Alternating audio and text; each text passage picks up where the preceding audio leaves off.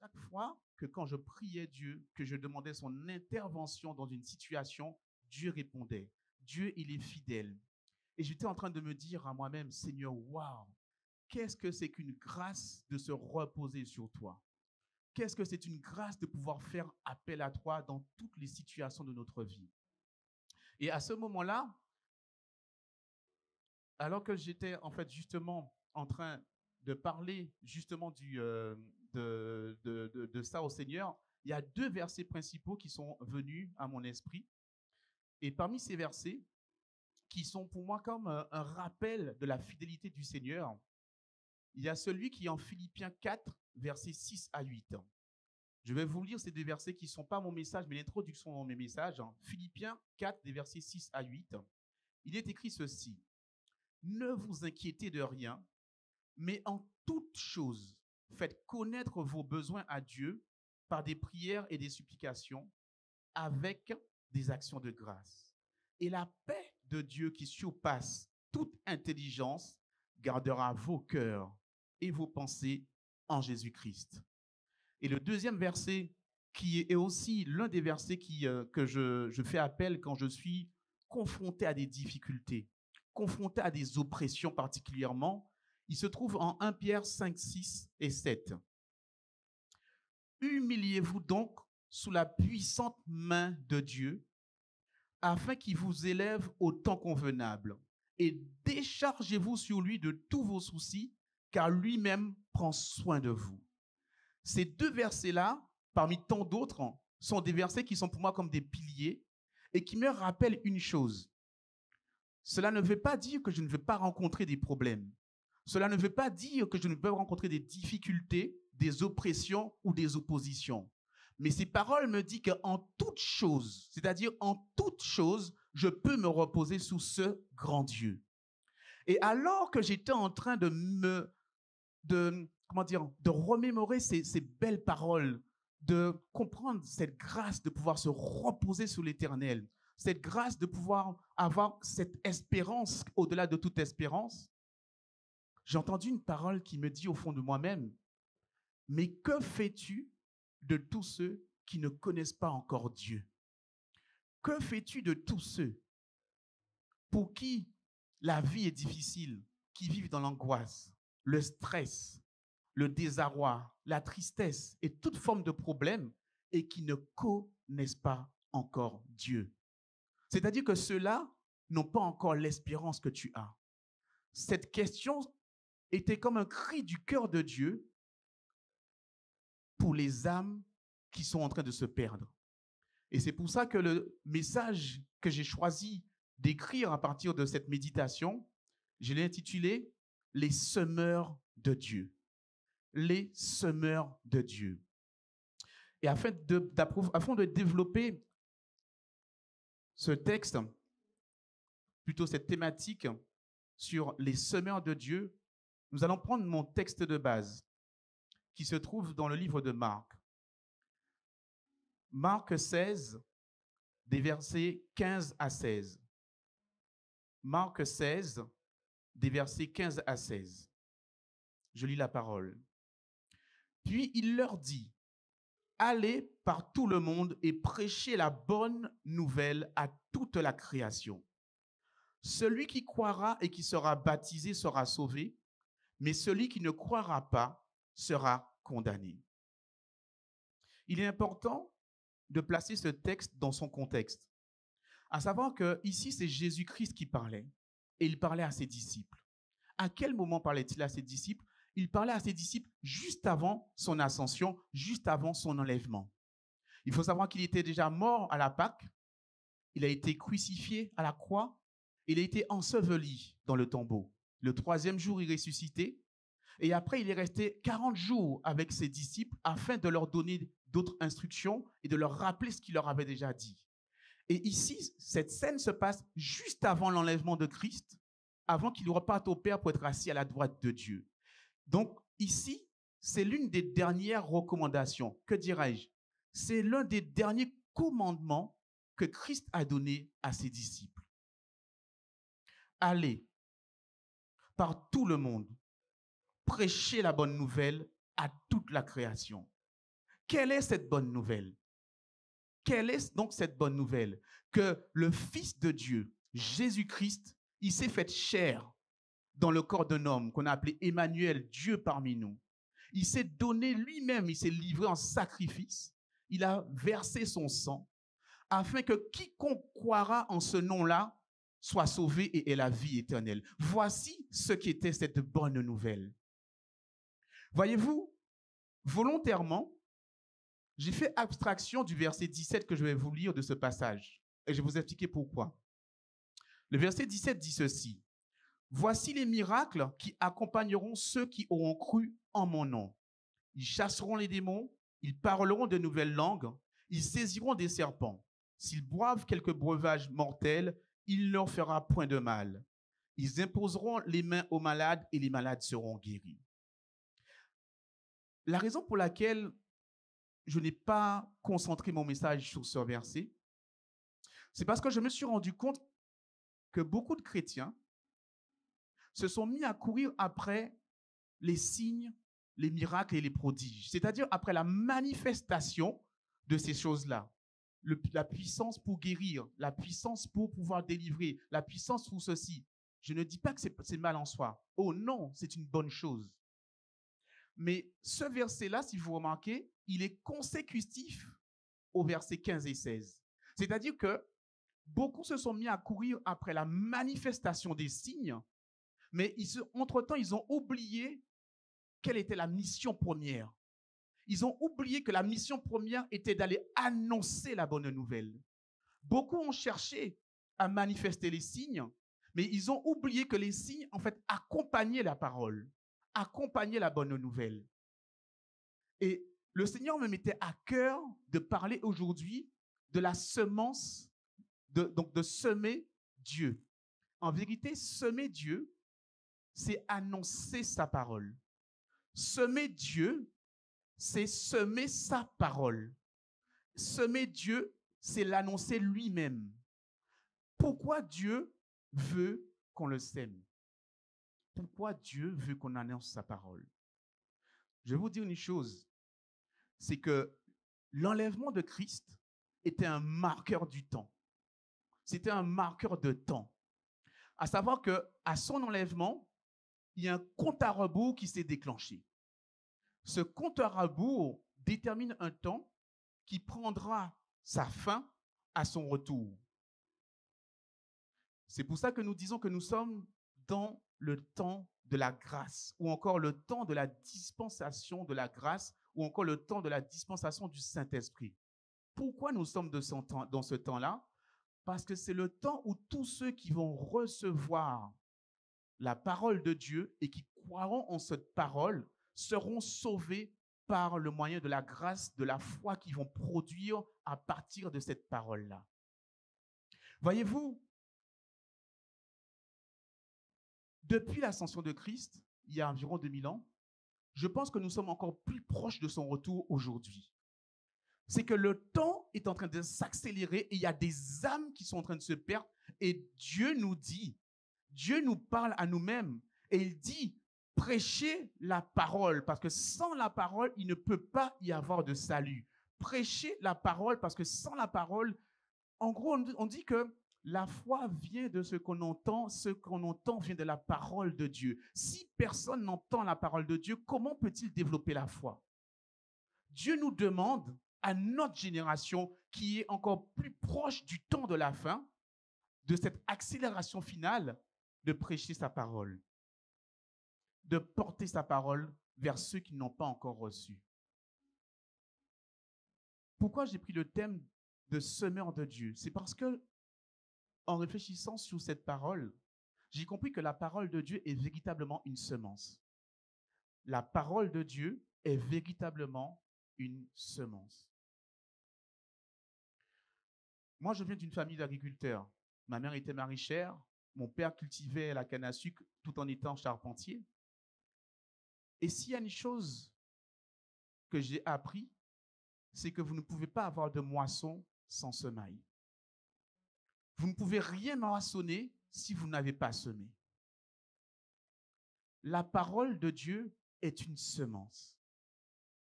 Voyez-vous, quand vous mettez une semence en terre, je prends l'exemple de l'abricotier, par exemple. Quand vous mangez le fruit, il y a le noyau à l'intérieur. Quand vous mettez ce noyau en terre, que vous l'arrosez, qu'il est illuminé et qu'elle reçoit de la chaleur, elle va germer. Elle va porter un autre arbre, un autre abricotier, elle va produire le fruit à nouveau, et ainsi de suite. Avec la parole de Dieu, c'est la même chose. Parce que la parole de Dieu est un mystère qui contient Dieu. Dans la parole de Dieu, il y a Dieu. Ce qui veut dire que quand vous semez la parole de Dieu, vous semez Dieu. Nous allons prendre le passage qui se trouve dans l'évangile de Jean. C'est l'évangile de Jean, le premier chapitre. Évangile de Jean, chapitre 1, à partir du verset 1 jusqu'au verset 4. Au commencement était la parole, et la parole était avec Dieu. Et la parole était Dieu. Elle était au commencement avec Dieu. Toutes choses ont été faites par elle, et rien de ce qui a été fait n'a été fait sans elle. En elle était la vie, et la vie était la lumière des hommes. Ici, cette parole dont on parle, on nous dit bien au commencement était la parole. La parole était avec Dieu et la parole était Dieu. Je pense que tout le monde ici est d'accord pour comprendre que cette parole était Jésus-Christ. Au commencement était Christ. Christ était avec Dieu le Père et Christ était Dieu le Père. Et cette parole s'est incarnée dans une chair parmi nous pour révéler Dieu au monde. Parce que la Bible dit, personne n'avait vu Dieu. Et personne ne peut accéder à Dieu parce qu'il habite une lumière inaccessible. Mais le Fils, lui, est venu pour révéler le Dieu le Père au monde. Il est venu révéler Dieu. Donc, la parole que nous proclamons, la parole de Dieu contient Dieu. Parce que Christ est la parole. Quand vous ensemencez, quand vous semez la parole, vous semez Dieu, mais vous semez aussi Christ qui est dans la parole. Toujours en continuant sous cette comparaison avec, on va dire, l'agriculture, quand vous mettez une graine, vous la mettez en terre, n'est-ce pas? Et pour qu'elle croisse, elle a besoin de lumière, de chaleur et aussi d'eau. Si vous n'avez pas l'un de ces éléments-là, la graine que vous avez mis en terre, il n'y a rien qui sort dedans. D'accord? Spirituellement, la terre dans laquelle nous devons semer la parole, c'est l'homme. Plus précisément, c'est l'âme de l'homme. Autrement dit, Dieu, il veut sauver les âmes. Donc, nous devons prêcher afin que les âmes entendent la parole de Dieu. Mais voyez-vous, si vous semez juste sur une terre que vous n'avez pas creusé pour enfoncer la semence n'est pas véritablement en terre. C'est-à-dire qu'il faut que la parole que vous proclamez, elle entre, elle ne touche pas que le corps, mais qu'elle rentre à l'intérieur, qu'elle aille au cœur, qu'elle aille dans l'âme de la personne, qu'elle touche l'âme. Et il y a deux voies principales pour que la parole puisse rentrer. Il y a l'audition, ils écoutent, ils entendent, et à la vue, il y a la lecture de la parole. Ce sont deux voies principales par lesquelles la parole peut rentrer et toucher l'âme. Dans le monde du naturel, la chaleur comme la lumière vient du soleil, on est d'accord, et l'eau vient de la pluie. Dans le monde spirituel, d'où vient cette lumière et cette chaleur qui sont nécessaires à cette parole qui aura été ensemencée dans l'âme de l'homme? La réponse nous est donnée toujours dans ce livre de l'évangile de Jean. Je relis juste le verset 4, évangile de Jean 1, verset 4. En elle était la vie et la vie était la lumière des hommes. Et un peu plus loin, dans le verset 9, il écrit ceci. Cette lumière était la véritable lumière qui, en venant dans le monde, éclaire tout homme. Autrement dit, dans la parole, il y a déjà la lumière. C'est une parole déjà éclairée, c'est une parole déjà illuminée, c'est une parole déjà avec la lumière. Donc, quand vous allez semer la parole, vous allez la semer avec la lumière, parce que la lumière est contenue dans la parole. Voyez-vous, j'aime bien cette phrase où il dit « Cette lumière était la véritable lumière ». S'il précise « véritable lumière », c'est qu'il y a quelque part, il y a une fausse lumière. Mais ce n'est pas le sujet de mon jour aujourd'hui. Mais en tout cas, dans la parole de Dieu que vous ensemencez, il y a déjà la lumière.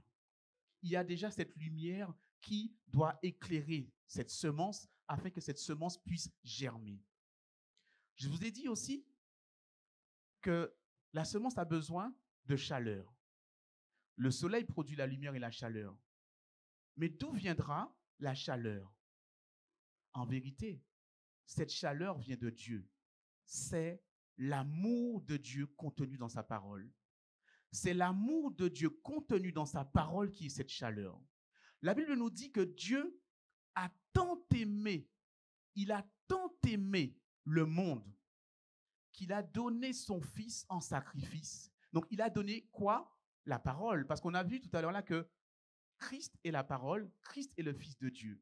Donc, Dieu a tant aimé le monde qu'il a donné sa parole afin que quiconque croit en cette parole soit sauvé. Donc, c'est par amour que Dieu a donné cette parole, qui est une parole de lumière. Ce qui veut dire que quand vous recevez cette parole, vous recevez et la lumière de la parole et l'amour de Dieu en vous, déjà contenu dans cette parole. Il manque un élément. Nous avons dit qu'il faut aussi arroser, il faut l'humidité et il faut de l'eau pour que la graine puisse germer. Quelle est cette eau? Je pense que sans même le dire, tous vous le comprenez déjà. Mais nous allons prendre un passage qui se trouve dans le livre de Joël. Je crois qu'il y en avait deux. Il y avait le livre de Jean. De mémoire, c'était Jean 14, les versets 16 et 17. Jean 14, les versets 16 et 17. Il est écrit ceci. Et moi, je prierai le Père et il vous donnera un autre consolateur afin qu'il demeure éternellement avec vous, l'esprit de vérité que le monde ne peut recevoir parce qu'il ne le voit point et ne le connaît point. Mais vous, vous le connaissez car il demeure avec vous et il sera en vous. Il me vient à l'esprit un autre passage que je n'ai peut-être pas référencé, mais qui se trouve dans le livre des Actes. C'est Acte 1, des versets 7 à 8. Acte 1, des versets 7 à 8, il est écrit ceci. Ce n'est pas à vous de connaître les temps ou les moments que le Père a fixés de sa propre autorité, mais vous recevrez une puissance, le Saint-Esprit survenant sur vous, et vous serez mes témoins à Jérusalem, dans toute la Judée, dans la Samarie et jusqu'aux extrémités de la terre. Ce sont deux passages où Christ annonce la venue du Saint-Esprit. Deux passages où Christ annonce la venue du Saint-Esprit. Et il fait référence ici, dans le Nouveau Testament, de ce que le prophète Joël avait annoncé déjà dans l'Ancien Testament. Si nous prenons le livre du prophète Joël,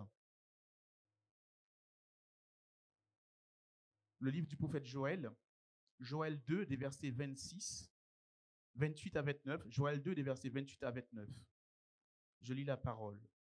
Après cela, je répondrai mon esprit sur toute chair. Vos filles et vos fils prophétiseront, vos vieillards auront des songes et vos jeunes gens des visions. Même sur les serviteurs et sur les servantes, dans ces jours-là, je répondrai de mon esprit. L'eau qui est nécessaire à la germination de la parole qui a été plantée dans l'âme, c'est le Saint-Esprit. La Bible nous dit que Dieu a prévu, il avait prévu et il l'a fait au jour de la Pentecôte avec les apôtres. Et depuis qu'il a déversé son esprit est parmi nous. Il a déversé son esprit non pas seulement en Israël, non pas seulement sur les Juifs, non pas seulement sur les disciples, mais il est écrit, il a déversé de son esprit sur toute chair. Autrement dit, toute chair peut recevoir l'esprit. Mais il manque une chose à ce que toute chair reçoive l'esprit, c'est que la chair ne peut agir que dans quelqu'un qui a reçu la parole. Si tu n'as pas reçu la semence de la parole, l'esprit aura beau t'effleurer, t'arroser, t'inonder, il ne se produira rien. Parce que l'Esprit vient arroser les terres qui ont reçu la semence de la parole. L'Esprit vient arroser les terres qui ont reçu la semence de la parole. Et vous savez ce qui est merveilleux avec Dieu? C'est que quand la combinaison entre la semence qui est la parole de Dieu, qui est Christ, et qui est donc le salut, parce que dans cette semence, il y a Christ et Christ est le salut, quand il rencontre l'Esprit, il y a une germination qui se produit. Il y a un arbre qui pousse en vous. Nous appelons ça la nouvelle naissance. Nous appelons ça la nouvelle création. Nous appelons ça la nouvelle créature. Elle n'est pas visible parce que vous n'avez pas changé de corps physique, mais il y a une nouvelle naissance en vous qui a lieu. Elle est certes invisible, mais elle est vraie, elle est réelle. Elle est dans spirituel. Et vous savez ce qui est encore plus mystérieux? C'est que le fruit de l'arbre qui pousse en vous, c'est la foi. Le fruit de la rencontre de la semence de la parole qui contient Dieu, qui contient Christ et donc le salut, produit la foi avec le Saint-Esprit.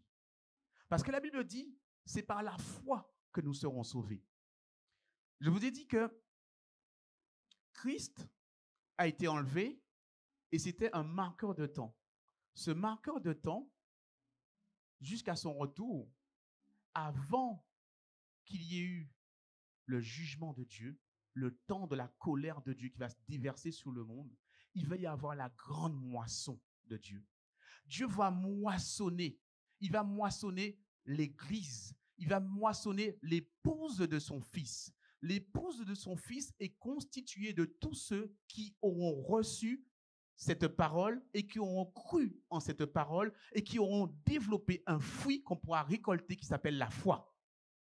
Si vous n'avez pas produit le fruit de la foi, vous ne ferez pas partie de la récolte. On ne peut pas faire partie de la récolte sans avoir produit le fruit de la foi en qui? La foi en Jésus-Christ qui est notre Seigneur et notre Sauveur. Voyez-vous, c'est un cri du cœur que Dieu lance à nous-mêmes et à moi pour nous dire, si il n'y a pas de semaille, il ne peut pas y avoir de moisson. La moisson doit être grande. Il y en a beaucoup qui sont encore dehors. Il y en a encore beaucoup qui sont encore dans les rues, qui sont encore dans les problèmes, qui sont encore assaillis par l'oppression du monde. Et si vous observez bien, le monde est en train de plus en plus de s'enténébrer. Les ténèbres commencent vraiment à prendre place. C'est la raison pour laquelle que nous devons, encore plus dans notre génération, semer la parole de Dieu, semer la parole de lumière, semer la parole du salut. Juste pour vous décomplexer sur quelque chose, notamment par rapport à l'évangélisation, ce n'est pas l'homme qui sauve, mais c'est Dieu qui sauve. On est d'accord?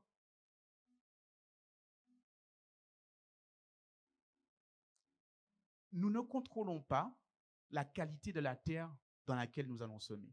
Nous ne la connaissons pas. Voyez-vous?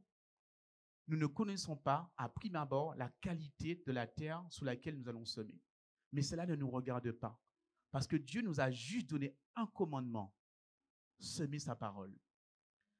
Nous ne contrôlons pas non plus la chaleur, ni non plus la lumière, ni l'eau. Ça, c'est la partie de Dieu. Nous devons semer, mais c'est Dieu qui transforme. Nous devons semer, mais c'est Dieu qui fait germer la foi dans le cœur de l'homme. Aucun homme ne peut transformer un homme. Nous pouvons transformer l'extérieur de l'homme. C'est facile. Habille-toi comme ça, mets ci, mets ça, coiffe-toi comme ci. On transforme l'extérieur. Mais l'âme, c'est l'âme qui doit produire la foi. Donc, mes frères et sœurs, quand vous évangélisez, regardez pas l'extérieur, mais pensez à l'âme que Dieu veut sauver. Pensez à l'âme qui est à l'intérieur de ce corps que Dieu veut sauver. Parce que trop souvent, nous sommes habitués à s'arrêter à ce que nos cinq sens nous disent. Je vois, donc c'est comme ça. mais nous devons apprendre à voir l'autre comme Dieu le voit. Et Dieu le voit comme une âme qui doit être sauvée. Je pense que nous ne mesurons pas la profondeur, la largeur et même l'intensité de la souffrance de Dieu quand une âme est perdue. Je pense que nous ne le mesurons pas parce que c'est au-delà même de notre compréhension intellectuelle humaine. Mais Dieu nous demande d'avoir un amour pour les âmes, pas pour l'homme extérieur et physique qui peut nous rebuter, qui peut nous énerver, qui peut, pour toute autre raison, nous éloigner de la mission première. La mission première de l'évangélisation, c'est la parole, la parole, la parole de vérité, la parole du salut. Et Dieu, il fera le reste. Dieu, il fera le reste. Pendant que j'écrivais ce message, il y a eu deux images qui me sont venues à l'esprit. La première, c'est celle de Moïse. Le peuple de Dieu était prisonnier en Égypte, n'est-ce pas? Sous Pharaon, après la mort de Joseph. Et voyez-vous, Dieu suscita un homme pour aller libérer son peuple. Comment a-t-il attiré cet homme? Il a fait en sorte qu'un buisson soit en feu. Et Moïse a vu ce buisson qu'on appelle le buisson ardent et il s'est dit, mais quelle est cette étrangeté? Il a fait un détour pour s'approcher de ce buisson et là, Dieu l'a appelé. Dieu a créé une situation pour attirer Moïse à lui. Dans notre génération, nous sommes les nouveaux buissons ardents de Dieu. Nous sommes les nouveaux buissons ardents de Dieu. Parce que la parole que nous avons reçue n'est-elle pas lumière? Nous avons reçu une parole de lumière. Si nous avons reçu et gardé en nous cette parole de lumière, nous devenons donc lumière et nous devenons les nouveaux buissons ardents de Dieu. Afin que ceux qui nous voient, ils se disent, mais quelle est cette étrangeté? Et qu'ils s'approchent et qu'on les conduise à Dieu. En Jean 14, 6 de mémoire, il est écrit, c'est Jésus qui le dit, « Je suis le chemin, la vérité et la vie. Nul ne peut aller au Père sans passer par moi. » Si Christ est le chemin, nous sommes les lumières qui devons baliser ce chemin qui conduit à Jésus-Christ. C'est pour cela qu'il est important pour nous de comprendre quelle est l'étendue et le but de notre mission. Et comme je le redis, il n'est pas mauvais de pouvoir guérir un malade, de pouvoir délivrer quelqu'un. Mais je vais vous dire un petit secret. La guérison, la délivrance ne sauvent pas. La guérison, la délivrance la guérison ou la délivrance ne sauvent pas. Rappelez-vous juste de l'histoire de ces 10 aveugles. Ils ont été guéris par Jésus. Ils sont partis. Sur les 10, 10 ont été guéris. Un seul est revenu à lui. Pourtant, les 9 autres n'avaient-ils pas connu leur miracle? Vous pouvez beau faire des miracles et des prodiges, c'est bien, mais ce n'est pas sûr que ça convertisse tout le monde à la foi. La parole, elle, produit la foi. La parole, elle, produit la foi. Et pour finir, le dernier exemple que je vais prendre pour vous encourager à vous attacher à répandre cette parole, c'est cette femme de la perte de sang pendant 12 ans, elle était en souffrance. Qu'est-ce qui s'est passé? Cette femme avait entendu parler de Jésus. Elle avait reçu une parole parlant d'un homme qui s'appelait Jésus de Nazareth et qui faisait des miracles et des prodiges. Cette femme a eu la foi avant d'avoir son miracle, on est d'accord? Elle a eu la foi à cause de la parole entendue et à cause de la foi qu'elle a eue, elle s'est approchée du Maître. Elle s'est dit en elle-même, si je pouvais toucher ne serait-ce que le bout de son vêtement, même pas qu'il prie pour moi, même pas qu'il pose le regard sur moi, même pas qu'il me touche, mais le bout de son vêtement. C'est pour te dire à quel point sa foi était grande. Ce que je veux vous dire, c'est que la foi doit précéder même les miracles. La foi doit précéder les miracles. Parce que les miracles et les prodiges sont des signes qui accompagnent la parole. Donc nous devons nous attacher à répandre cette parole. Voici le message que je voulais vous partager aujourd'hui. Soyons et soyez les semeurs de la parole de Dieu. Soyons et soyez les buissons ardents qui puissent attirer à Dieu d'autres personnes qui sont dans les ténèbres et dans l'obscurité. Merci Seigneur. Seigneur, je te rends grâce pour cette parole. Seigneur, que cette terre, Seigneur, dans laquelle qui a été semée puisse recevoir cette parole et puisse la déverser encore dans d'autres vases qui sont vides et qu'elle puisse être arrosée par l'Esprit de Dieu et produire du fruit. Merci, cet esprit, d'avoir pris le contrôle, Seigneur, de ce message, de cette exhortation et que mes frères et sœurs ici aient été bénis par ta parole. En ton nom, j'ai prié, je dis Amen.